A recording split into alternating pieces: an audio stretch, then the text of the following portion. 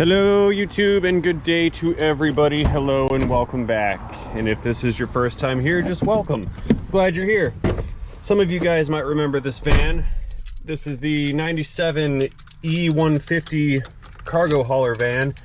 And last time it was in the shop, it had a, I think three or four or five or something intake vacuum leaks. And the thing was running very, very rough and stalling and sputtering and misfiring and all kinds of goodies. They are here today because the customer states they cannot get the key out, and the key doesn't come out. This is a known problem on these old Ford vans and some of the Ford pickups. If you push that lever up all the way, the key will unlock and come out. What happens is there's a rod in the steering column that runs down, and it's held on with two metal, they're like cast aluminum straps. Those straps will break because the bushings wear out, and then this shift lever gets all flippity floppity. So I'm going to pull this column apart and inspect it to see if that's what's causing this concern. This is a rarely performed repair procedure. A lot of folks don't spend money on this kind of thing, and it's not a very well-known procedure, so this is going to be a very interesting video. Stay tuned, you're gonna like it. First things first, we need AC, because it's hot outside. According to all of my thermometers, it is approximately 83 to 85 degrees Fahrenheit today. Now the first thing I'm gonna do here is remove these steering column bezels. They are held in from the bottom piece with a pair of screws. And this tilt wheel lever is in the way. I will unscrew that. Toss that aside for now. Eventually, once I get these screws out, I'll have to remove the key and pop this key guide off. I hope it doesn't break. Those are usually quite brittle, especially at the age that this one is at. Once these bezels are removed, I'll be able to get this bezel from the gauge cluster removed. I can lower the steering column down some and then reach back in there and start to disassemble all the linkage components for the shift lever. Come on, screw. I'm very much multitasking today. Come on out of there. All right, you'll fall out later. I've got about 4 cars going at the same time right now, and so I'm very, very, very pressed for time. We ended up losing one of the techs yesterday. He fired himself, and so we're kind of working double time right now to pick up the pace and make up for the lost labor potential. But it's okay. We will sort the schedule out and evolve and continue to operate as designed. Okay, one screw fell out into my hand. Let's see if I can get the others to come out. This one still is threaded in slightly. Yep. That one's stuck in there. That's fine with me. Okay. Now that the lower bezel is out, I'm going to screw this lever back in so I can operate the steering column tilt. Maybe. There we go. Okay. The column is now in its full down position, so I've got to get this key guide removed. Then I can get the upper bezel. Again, great care must be taken with these older plastic parts to make sure they don't break, so I will use a small pry bar to get this one off. There's really nothing holding it on except for its own little plastic clips, and this was successful. I did not break any of them. So now I need to create some more clearance. I'll do that by shifting it down into gear and pulling. And this is silly. I've got to get that key tag off. There we go. Okay, now both bezels are removed. And we're starting to get into the guts of her. Seeing as how this has been in service for 24 years or so, this thing is all sticky and gross. So I went and got myself a pair of gloves. That is broken. I don't even know what that's for. I wonder if that's the overdrive switch.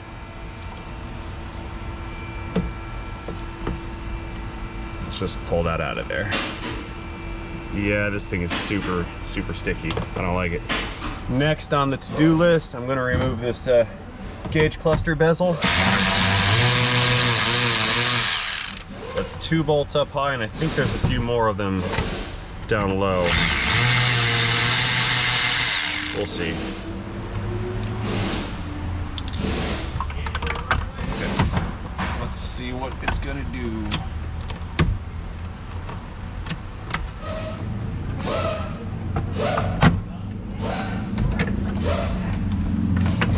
Even steady pressure, that's how we avoid twisting things and breaking them. It doesn't want to come out on this left side. Why? I don't know. But I'm gonna find out. I'll pull the kick panel off, see if there's another bolt under there.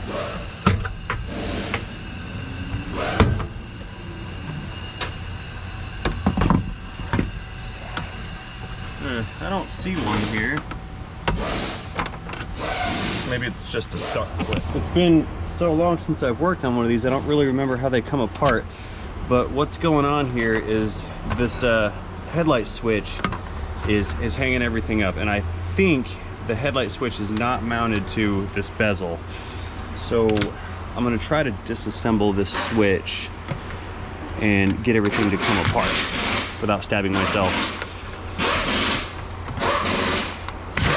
There we go. That's held on with a little clip. And maybe this unscrews. Yeah, I think it does. It's moving.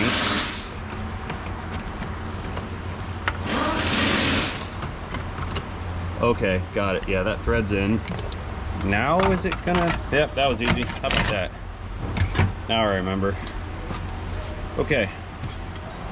With all the trim removed, we're starting to get a good visual on this linkage. This big long rod that runs down the top part of the steering column, and this is where our fault is. See how loose and floppy that thing is right there?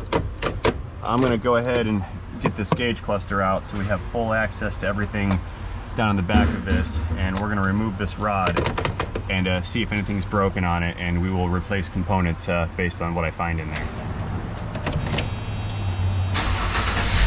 Get some AC going again. While I'm doing this cluster comes out. I believe it's just 4 screws.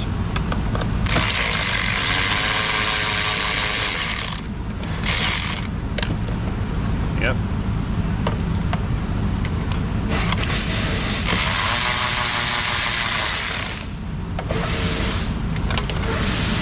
Dropped one, but that's okay.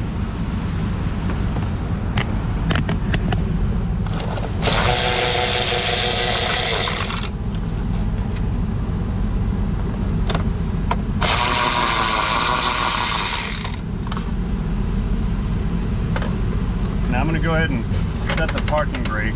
That way I can manipulate this shift lever without running somebody over. Because I need to set this in a down position so I can pull this instrument cluster out. I think. It's got that dang cable at the bottom. And I think I've got to pull the, oh no, it's gonna come out. Okay, this is good. The gauge indicator is attached to the column with a cable. There it is.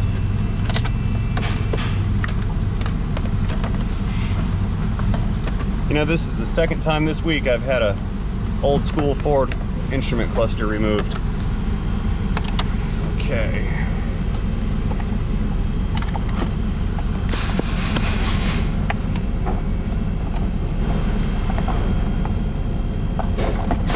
You know this is old because it does not have a printed circuit board.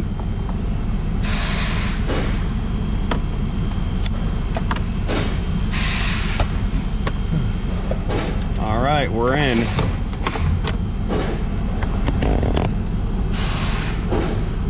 This is the device in question, and I already see where one of the bushings is worn out. Now these are known to break down at the base of them. think this one is broken just yet.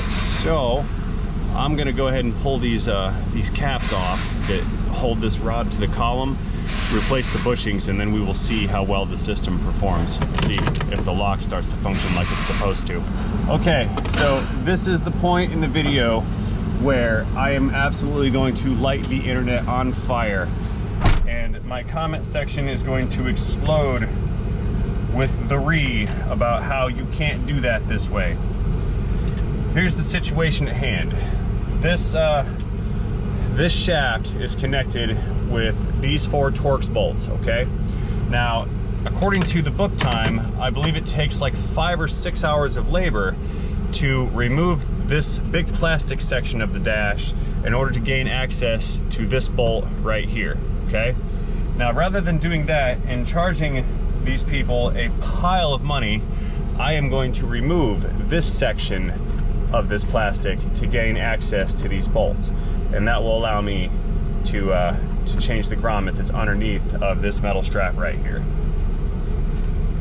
Feel free at this point to voice your objections in the comment section down below, but keep in mind I am saving these people several $100s by doing this way as opposed to doing it by Ford's book time and removing nearly the entire dash to get a hold of just those 2 bolts right there. So some of you are going to think that I'm wrong, some of you are going to commend me for saving them money, some of you are going to call me a hack and tell me I have no business working on cars and that you would never let me work on your car, but this is the way to do it on this vintage, barely having any life left in it van.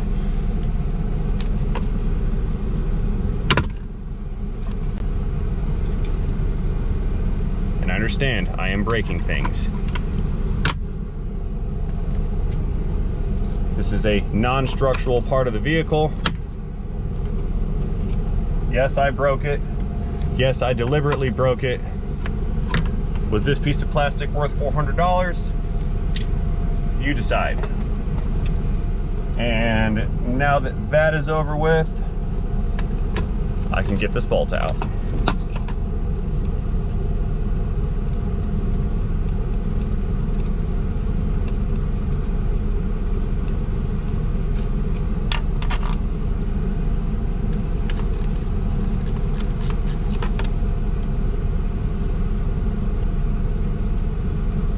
No, you can't pry up on this and bend it. There's absolutely not enough flex anywhere to get that apart. I've tried that before and it doesn't work, so we revert back to this method. And we've got 2 more of these same Torx bolts up front right here.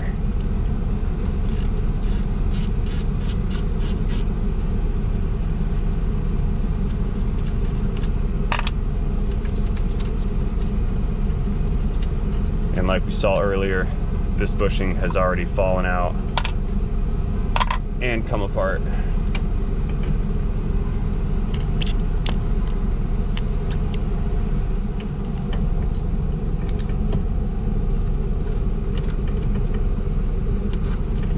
Come on out of there, you. And this one is also very, very worn. There's supposed to be a lip right here, and that thing is worn all the way through. So now what I'm going to do is I'm going to install a new bushing and a pair of new straps, and then we're going to see how much wobble is left in the steering column shift lever shaft.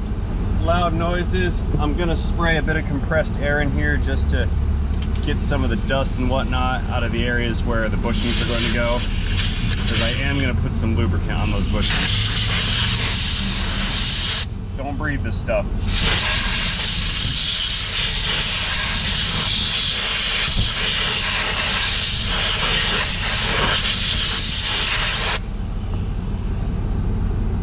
Okay, I'm back. I left the area to let the dust settle for a little while.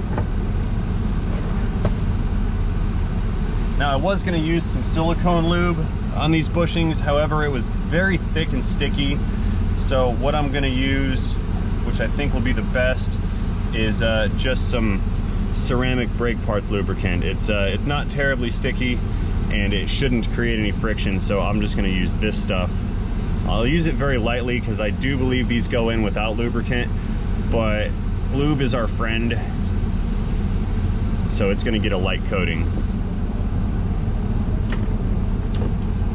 And I will just slide this bushing back over the shaft like so. And of course one more for the front area right here. Again, just a very light coating of lube. And we'll slip that one on and slide it down into place. These bushings also came with new caps because these things used to be prone to breaking. Get that one in its spot. This one can go in its spot. And let's bolt this thing down and see how this column feels.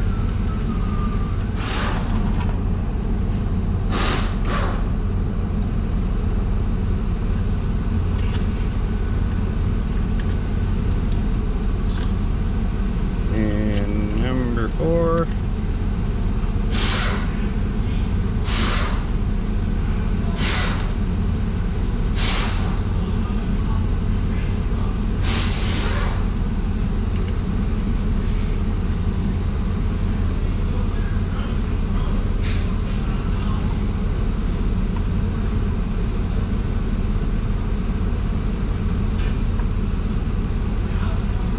Now we're not going to torque these to the hilt, because if you strip the threads on these fasteners out of the column is junk.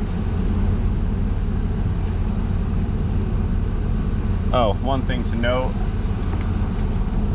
you see how this bushing protrudes from both sides of that strap. You have to make sure it's the same on both of these bushings. If you get it off center, then the strap will compress this lip right here and you'll get excessive friction and the operation will fail.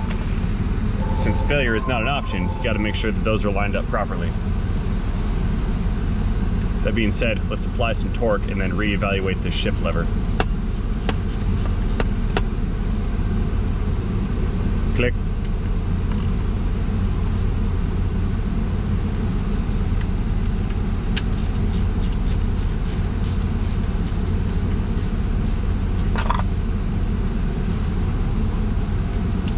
Again, not super tight, bottomed out, and an eighth of a turn or so is completely sufficient. Okay, let's get the trash out of here and shift this up into park.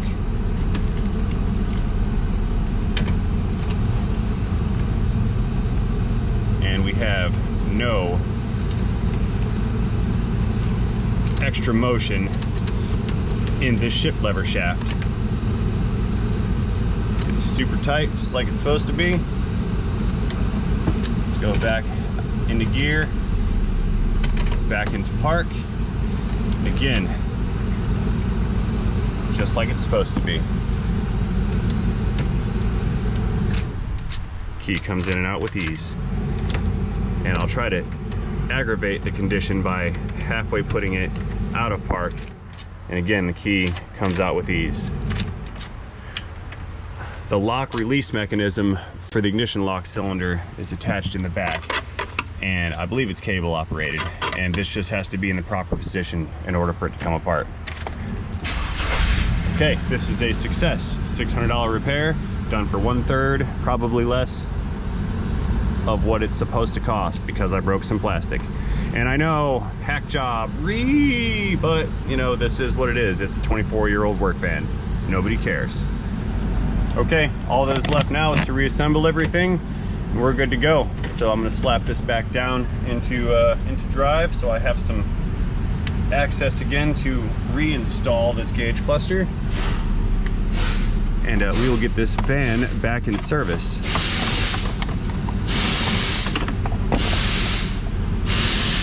Now, how did I get it out? Very carefully, if I recall.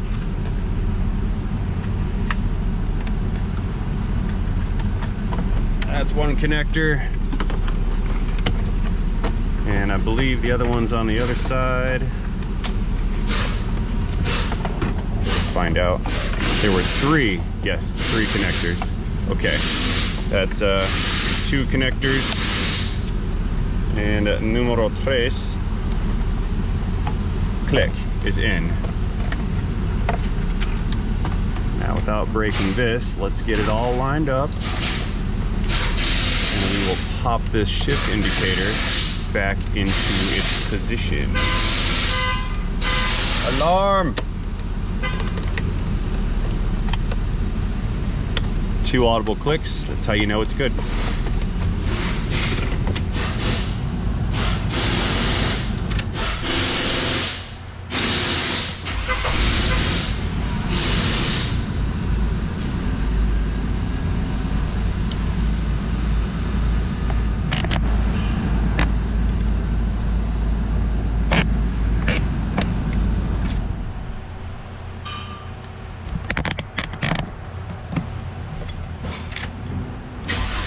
Saw that airbag light was on. I did a shutdown and a restart, and we should, yep, okay, we're turned off now.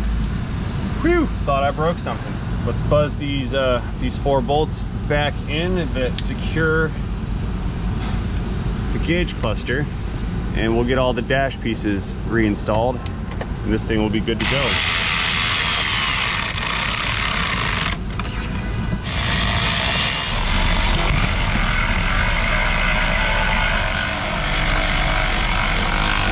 Click. Now placing this back into the park position, let's operate this overdrive switch, and we can see that the overdrive indicator is not illuminating on the gauge cluster, and that tells me that's what this this broken wire here is for. In order to fix this, we have to replace this entire shift lever assembly. I don't think they're gonna want to do that. I'll let them know that I found that, but I don't believe that the overdrive on-off feature is ever utilized. They've never complained about it, but I am gonna go give them a call real quick and see if they want to address that while we're in here. Okay, all is well. That not functioning overdrive switch is a non-issue, so we're just gonna proceed to reassemble this dash and get this thing restoring climate control now. Okay, next up on the list is going to be this crusty, sticky plastic bezel thing. It goes around the column. Delicious. And this guy just clips down in that little slot right here, I think. And again, it clips on right where I was pinching that wire. And I'll just fold this guy back and tuck it in there. And there it will live out the rest of its days. And no, there's no bare wires exposed on the end of this. It's broken off pretty clean. Let's do the upper half of the column bezel, if I can get it to go to its position. Good.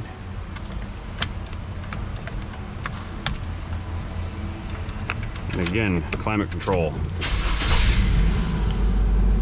And I'll fit the lower half in right now and screw that guy in. I'm not rushing you, I just want to tell you what's going on. Okay.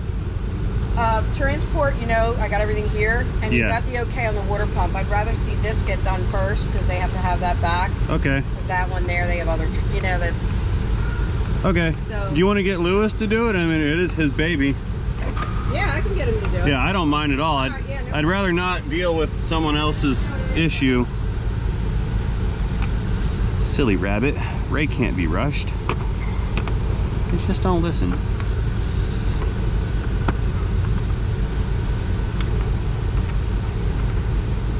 Or I could take that as, I'm not trying to rush you, but I am rushing you. Produce results for me, because bonus. Yeah, there's always an ulterior motive. Now, why can't I get this screw to catch? It's just not doing it. It's not doing what I want. It's making me angry inside. Maybe I'll do the screw on the other side just to help stabilize the assembly. Try that first. Yeah, that one's going in, I think. Yeah.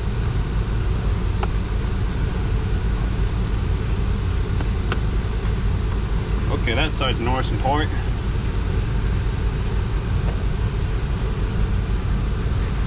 Let's go back to this little guy right here.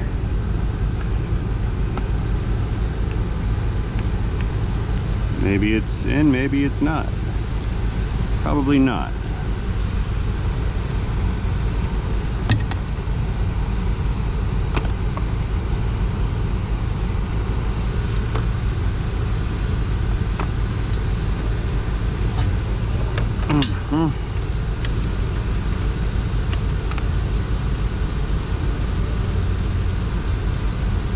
Go into where you're supposed to go. Oh, I think it's going now. I feel it. It's getting tight like a tiger. Or it's just screwing into something else and not the piece that I want. Wait a minute. What is this tomfoolery? Oh, this doesn't even screw into this. This just screws into a mount in the column. Okay, so it was going where I wanted it to. It just wasn't connecting to that upper part of the bezel.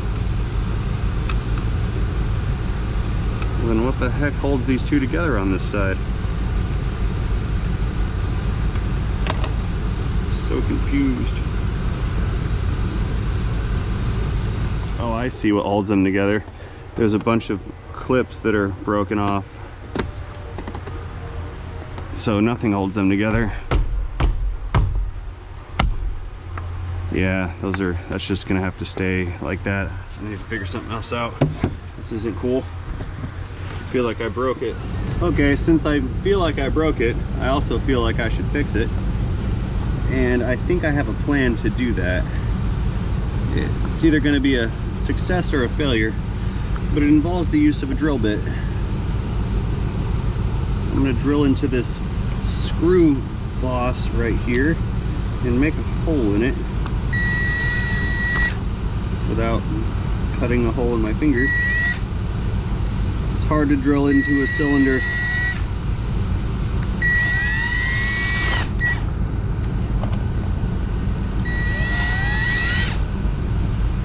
There we go. And then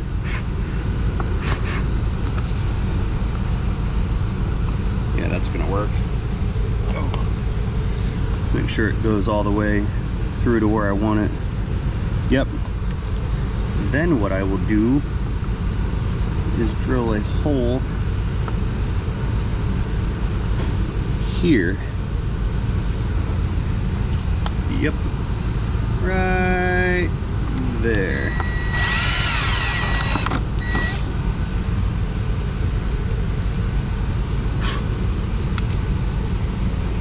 And we will employ the ever classic zip tie mod.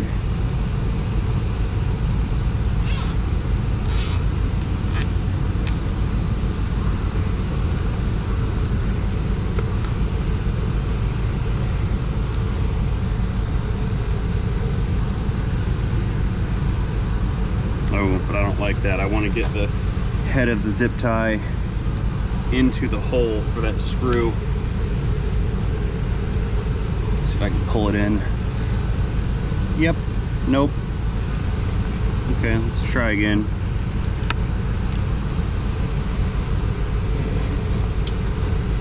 Maybe if I go the other way. Try it from the inside out.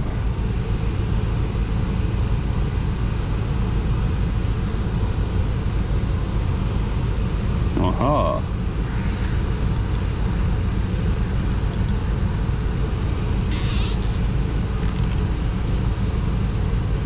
Did I just do it the same way? I don't know. Maybe I did. Maybe I didn't. No, it's different now. Okay.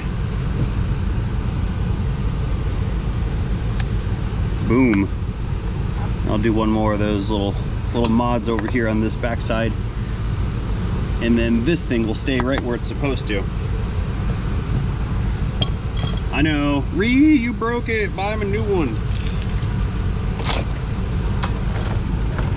Says every shouting keyboard in existence. Okay, I think right here is gonna be best for this one. And one more right here.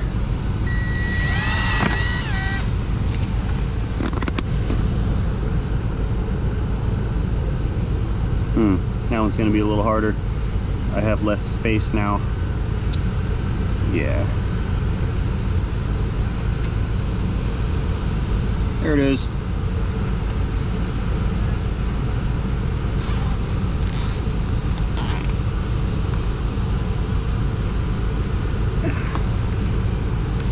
Cool.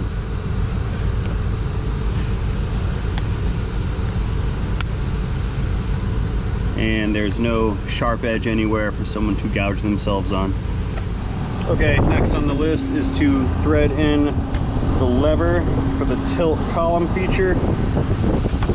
It just screws into the tab inside of the column there. And that gets hand torqued to maximum gruntage. That's good. Let's make sure it works. Yes, good to go. Let's get back into drive so I can fit this bezel interface. Note the headlight switch shaft is coming through, and this guy just clips in like so, and 2 screws at the top, and we are donezo.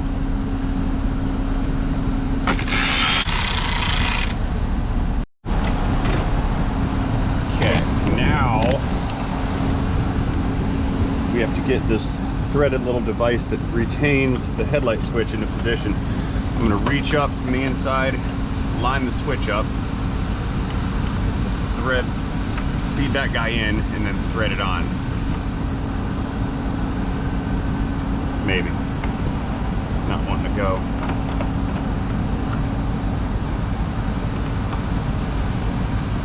Gotta have the switch lined up just right with its bracket. I think I got it.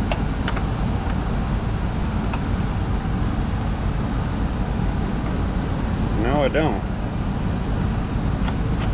Like, it starts to go and then it stops. Ooh, that's hot. Yeah, here's the switch. Let's make sure the threads are in good shape. Okay, it's just a little bit of binding at first. Let's try again. Oh yeah, it's hot. There's a resistive element in that. Keep burning my finger. 3rd time's the charm. Got it. Click.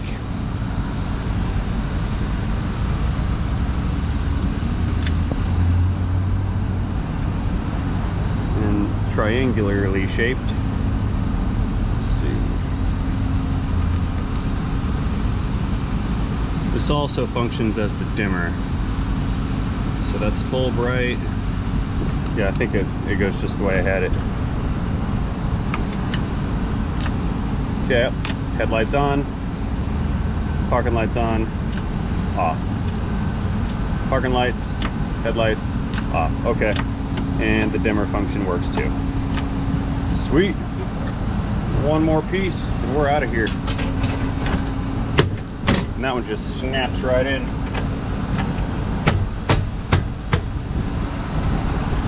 And now that we're all reassembled, let's just do a function check one more time. Dropping stuff, and the key comes out. Sweet. There it is. I knew it would show up eventually. Let's see. You line up like so. Hope I don't break it putting it on. There, good to go.